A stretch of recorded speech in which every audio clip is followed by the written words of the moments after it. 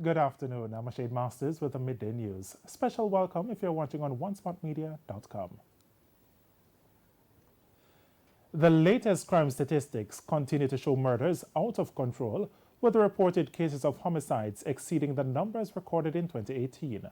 The police statistics show 1,302 people were murdered up to December 21.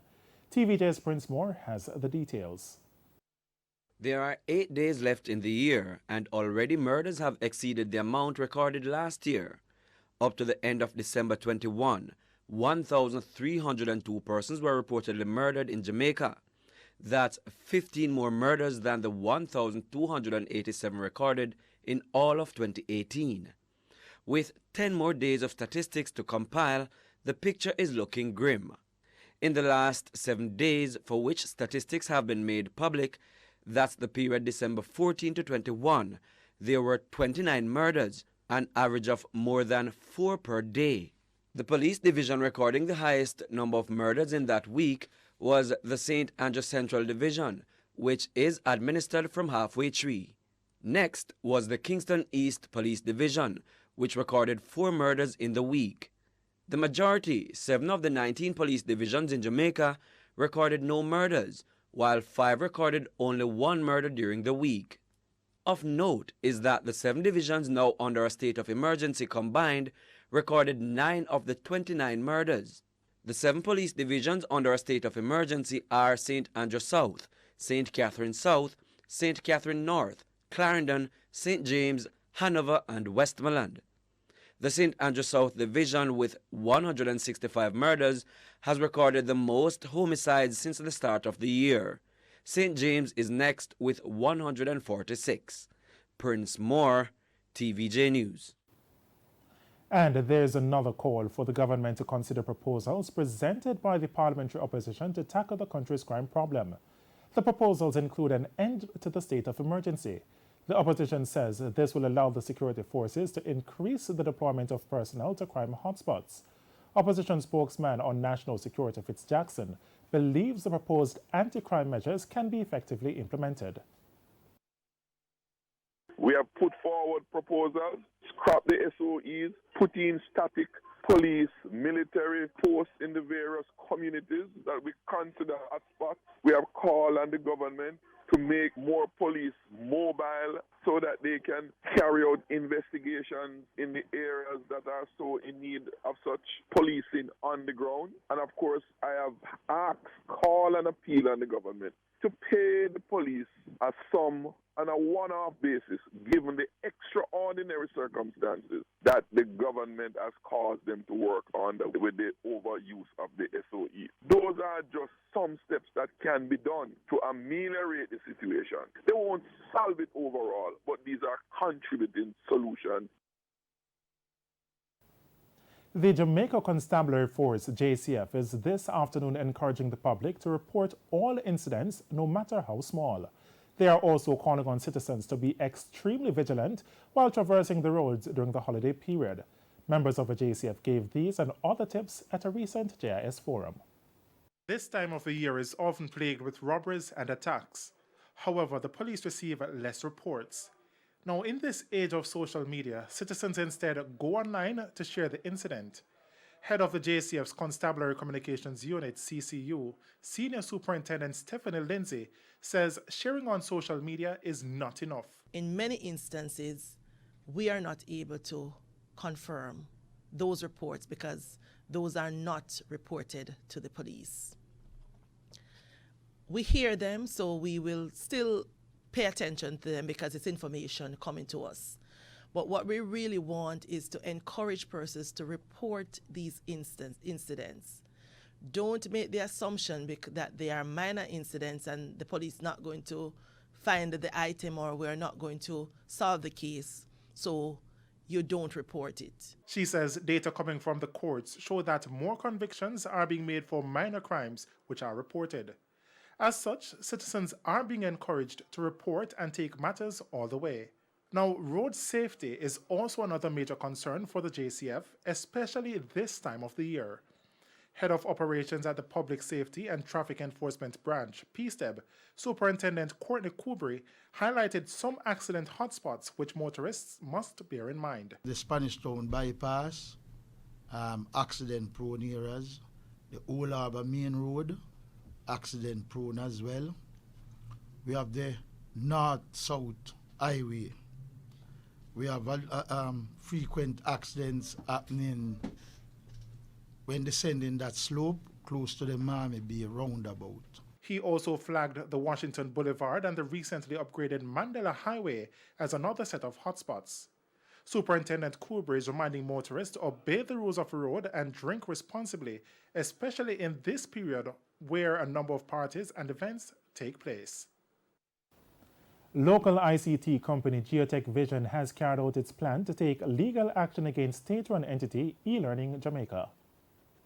Geotech Vision is challenging the termination of a contract it received from eLearning Jamaica to supply devices under the Tablets in Schools program.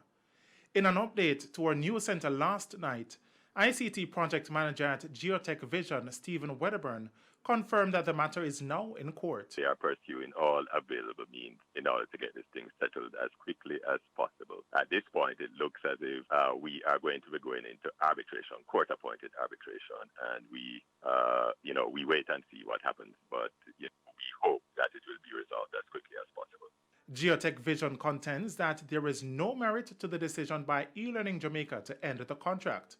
In October, eLearning Jamaica said it terminated Geotech Vision's contract because the samples the company provided did not meet specifications. Geotech Vision said the tablets were already built when the termination letter was issued. It says an initial tranche of 1,000 tablets were delivered under the Tablets in Schools program. O'Shane Masters, TVJ. And it's time for a break, but stay with us. More news right after these messages.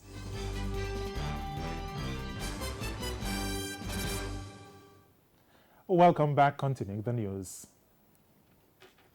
The police are investigating Sunday's incident at Meadowrest Memorial Gardens in Spanish Town, St. Catherine, after shots were fired at the burial of former reggae girl Terania Plum Plum Clark, while one person was injured. Late yesterday evening, men were held in connection with the incident. A large contingent of police and soldiers also searched the vehicles. Reports said that a brawl began at the graveside after it was pointed out that Clark's casket was too big for the vault. A request was made for it to be widened, but workmen said they could not accommodate the request because the vaults were already prepared. After an altercation, one of the Meadowrest employees was stabbed in his neck. The workmen left, forcing family members and well-wishers to carry out the burial.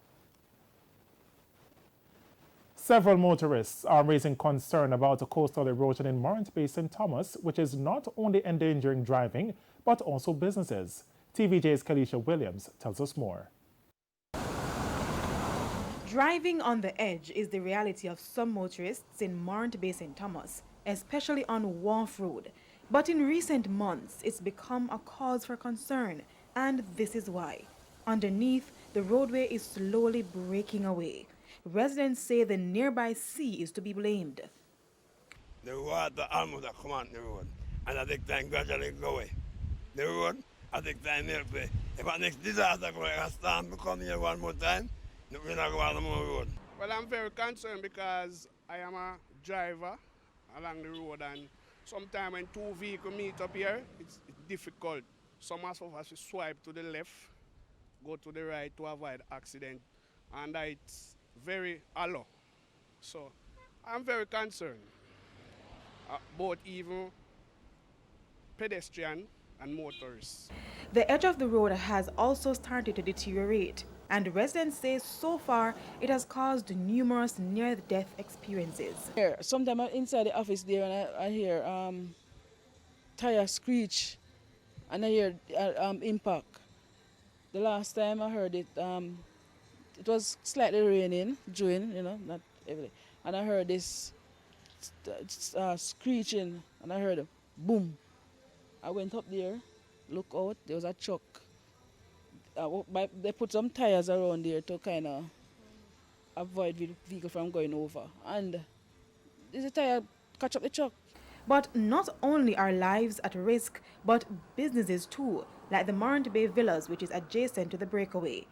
The hotel's manager told our news team that some time ago the National Works Agency NWA visited the area to make plans to expand the road.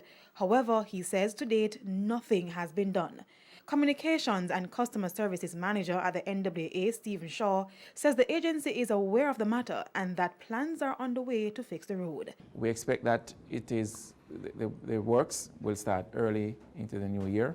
The contract is already in place, signed, sealed, delivered, and is actually it started running in October. The contractor has about 8 weeks within which to mobilize and do all of the preliminary stuff, and that takes us into the new year. And so it is one of the first items in the bill of quantities that we expect to be delivered under this contract, as I had said, that is valued at just under $1 billion. Kelisha Williams, TVJ News. Regional Director for the Northeast Regional Health Authority, Fabia Lam, says there are plans to renovate health facilities in St. Anne. However, no timeline was given for the projects. This follows news that $1.6 million has been allocated to build a new health center in Brownstown.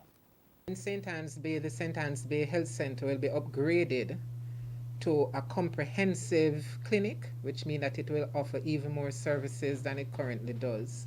And the St. Anne's Bay Hospital, one of 3 hospitals, will benefit too from expanded services and infrastructure and equipment upgrading to position it to be a type A hospital for this region. News now in sports. National player Terania Plum Plum Clark was laid to rest at Medarest on Sunday following a Thanksgiving service at Excelsior High School. Karen Madden was at the funeral service and filed this report. Scores of persons, including some from the football fraternity, joined politicians, friends and family assembled at the Excelsior High School auditorium, perhaps fittingly so, as Clark spent 5 years leading her Excelsior team to back-to-back titles. Among those paying tributes were Minister of Sports Olivia Grange, who was represented by Ali McNabb, and the JFF President Michael Ricketts. It is so sad and painful to have lost someone with such a future. Plum Plum wasn't an ordinary girl. Are we loving each other as we should? Have we forgotten what the meaning of love is? It's not about just loving your own family. It's loving people. We have lost a tremendous talent. Clark, who was repeatedly described as a leader, had also captained her Waterhouse team to several titles.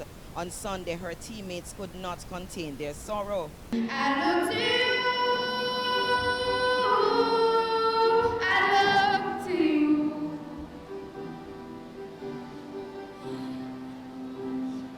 Her high school and club coach, Xavier Gilbert, chronicled her journey as a talented footballer, which ended the night she died in his arms.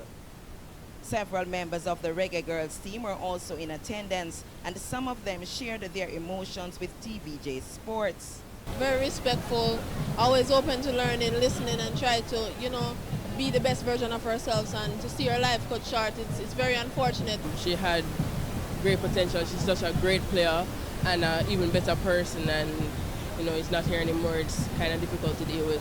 She never in a fight, never. And this to be her first fight, she lost it and lost her life like that. Knowing that she had an opportunity to go overseas and pursue her dream, and that cut short. But that such is life. We never question God, but we hope, send our prayers to the family, and hope that she laid to rest in peace. Clark was killed in an altercation with another female in October. And that's the Midday News. I'm Shane Masters. Join us at 7 for Primetime News. On behalf of the news, sports and production teams, good afternoon.